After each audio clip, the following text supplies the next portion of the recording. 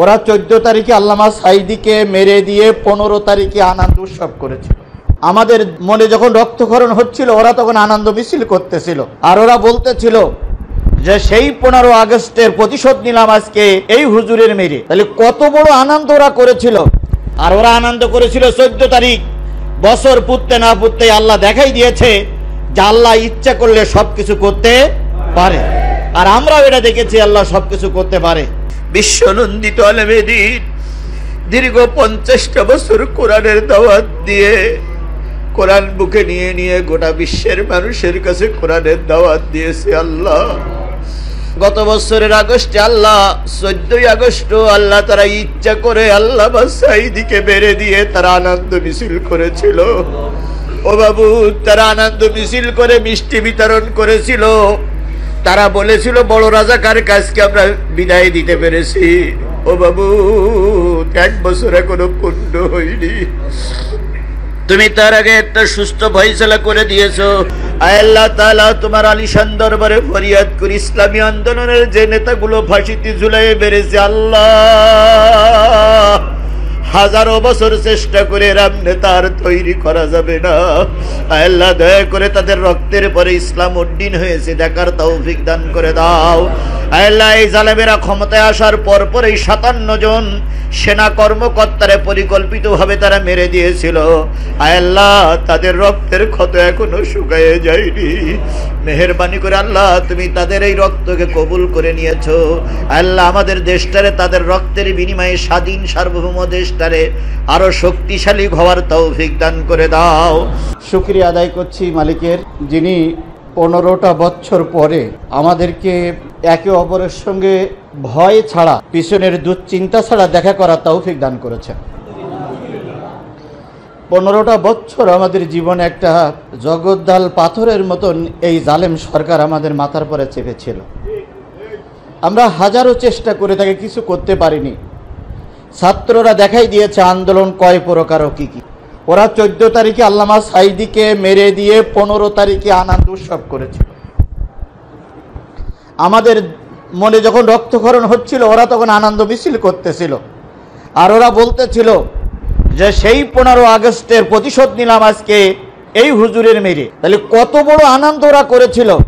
আজকে বছর পুততে না পুততে আল্লাহ দেখাই দিয়েছে যে আল্লাহ ইচ্ছা করলে সবকিছু করতে পারে, আর আমরাও এটা দেখেছি আল্লাহ সবকিছু করতে পারে।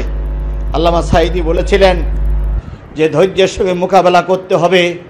সাগরের তুফানের মতন বড় বড় বিপদ আসবে, ওই বিপদের মোকাবেলা করে টিকাই থাকার নাম সবর, এবং ওইটাই হচ্ছে মুমিনদের সবচেয়ে বড় গুণ হচ্ছে বিপদের সময় ধৈর্য অবলম্বন করা।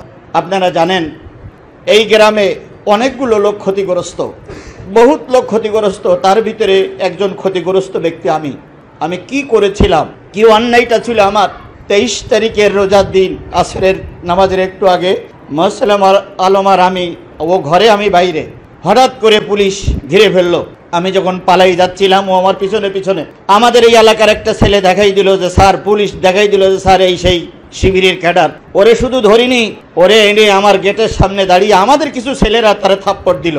দেওয়ার পরে আমাকে রাস্তায় মেলে একমাত্র সালাউদ্দিন আর কয়েকটা ছেলে ছাড়া, জানে না মানে ফুটবল খেলতে গেলে মানুষের যে কায়দায় খেলা লাগে সেই কায়দায় লাঠি পিটি করা হয়েছিল ওই রাস্তার পরে ফেলাই আমাকে। প্রথম রমজান দিন আমাকে ধরে নিয়ে যায়, গতকালকে সেই মামলার দিন ছিল।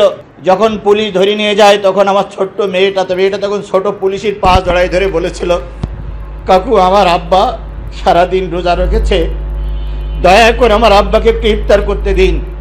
সেদিন ওদের কোনো দয়া হয়নি। এরপর ওই পয়লা রমজানের থেকে নিয়ে 5 দিন আমাকে গুম করে রাখলো। 10 লক্ষ টাকার বেশি আমাকে খরচ করতে হয়েছে ওই রিমান্ড থেকে, ওই গুলির থেকে বাঁচার জন্য।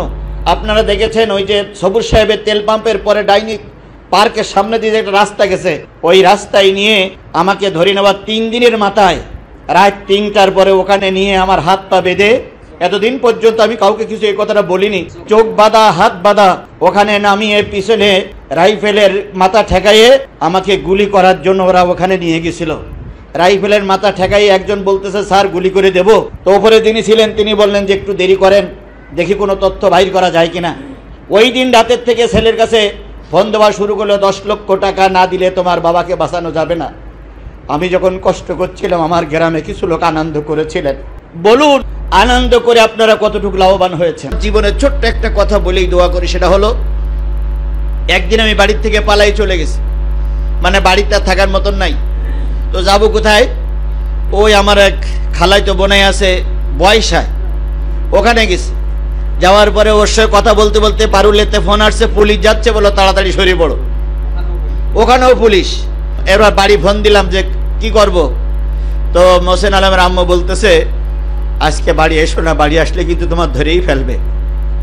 রাত 2:30-3টা পর্যন্ত এই পারুলিয়া কুলে, তারপরে বদরতলা দিয়ে ঘুরে ঘুরে ঘুরে ঘুরে ঘুরে ঘুরে রাত 3টার সময় এসে মোহসেন আলমের ফোন দিলাম, আব্বু গাড়িটাই 3 মাস্টার থেকে নিয়ে যা, আমি এখান থেকে বিল হাট দিয়ে যাই।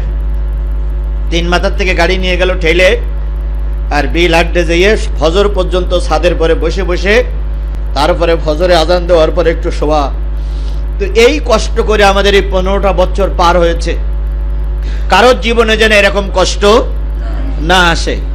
আমাদের সম্মানিত মুয়াজ্জিন সাহেব, উনি যখন কোর্টে 1 থেকে 3 তলায় ওঠে, যারা কোর্টে গেছেন তারা ছাড়া এটা বুঝতে পারবেন না। 1 তলা থেকে 3 তলা, 1 তলা থেকে 5 তলা পর্যন্ত যখন ওই খোলা মানুষটা যখন ওঠে, তখন একান্ত যারা না দেখেছে তাদের বোঝানো যাবে না যে এই কষ্টটা কত বড় কষ্ট। অথচ এই জালেমের বাচ্চারা এই মুয়াজ্জিন সাহেবের মতন অসহায় মানুষকেও তারা মামলায় ঢুকাই দিয়েছে। ও বাবু, 15টা বছর পরে তুমি আমাদের দোয়াগুলো কবুল করেছ। 15 বছর পরে সুসংবাদ নিয়ে আজকের এই দিনে দোয়ার অনুষ্ঠান করে হাত তুলেছি। আল্লাহ, আমাদের দোয়ার অনুষ্ঠান তুমি দয়া করে কবুল করে নাও। রব্বুল আলামিন, বিশ্বনন্দিত আলেমে দ্বীন, দীর্ঘ 50টা বছর কোরআনের দাওয়াত দিয়ে, কোরআন বুকে নিয়ে নিয়ে গোটা বিশ্বের মানুষের কাছে কোরআনের দাওয়াত দিয়েছে। আল্লাহ, গত বছরের আগস্টে, আল্লাহ 14ই আগস্ট, আল্লাহ তারা ইচ্ছা করে আল্লাহ সাইদিকে বেড়ে দিয়ে তারা আনন্দ মিছিল করেছিল। ও বাবু, তারা আনন্দ মিছিল করে মিষ্টি বিতরণ করেছিল। তারা বলেছিল বড় রাজাকার কাজকে আমরা বিদায় দিতে পেরেছি। ও বাবু, 1 বছর এখনো পূর্ণ হয়নি, তুমি তার আগে একটা সুস্থ ফয়সালা করে দিয়েছো। এই জন্য তোমার কোটি কোটি শুকরিয়া, আলহামদুলিল্লাহ। আল্লাহ তাআলা, তোমার আলিশান দরবারে ফরিয়াদ করি, ইসলামী আন্দোলনের যে নেতাগুলো ফাঁসিতে ঝুলাইয়ে বেড়েছে, আল্লাহ হাজারো বছর চেষ্টা করে রাম নেতার তৈরি করা যাবে না। আল্লাহ দয়া করে তাদের রক্তের পরে ইসলাম উদ্দিন হয়েছে দেখার তৌফিক দান করে দাও। আল্লাহ, এই জালেমেরা ক্ষমতায় আসার পর পরেই 57 জন সেনা কর্মকর্তারে পরিকল্পিতভাবে তারা মেরে দিয়েছিল। আল্লাহ, তাদের রক্তের ক্ষত এখনো শুকায়ে যায়নি। মেহেরবানি করে আল্লাহ, তুমি তাদের এই রক্তকে কবুল করে নিয়েছো। আল্লাহ, আমাদের দেশটারে তাদের রক্তের বিনিময়ে স্বাধীন সার্বভৌম দেশটারে আরো শক্তিশালী হওয়ার তৌফিক দান করে দাও।